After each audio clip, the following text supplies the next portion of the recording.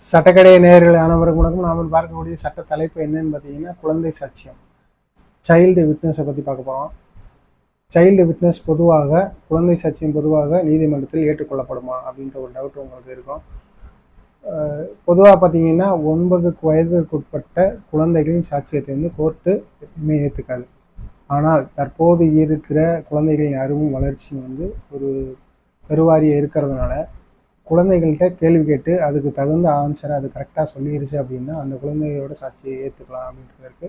அந்த குழந்தை வந்து நல்ல மனநிலையோடு இருக்குன்னு, ஒரு நல்ல ஆரோக்கியத்தோடு இருக்குது, கேள்வி கேட்குறதுக்கு எல்லாமே டக்கு டக்குன்னு பதில் சொல்லலாம் அப்படின்னு சொல்லி அந்த குழந்தை சாட்சியத்துக்கு இன்னொரு சாட்சி வந்து அந்த குழந்தை சாட்சியம் கரெக்டான சாட்சி, கரெக்டாக அந்த குழந்தை வந்து ஒரு நல்ல குழந்தை, எதுக்கும் டக்கு டக்குன்னு பதில் சொல்லக்கூடிய ஒரு அறிவார்ந்த குழந்தைன்னு சொல்லி ஒருத்தர் சாட்சி சொன்னாங்கன்னா அதை வந்து நீதிமன்றம் வந்து ஏற்றுக்கொள்ளும்.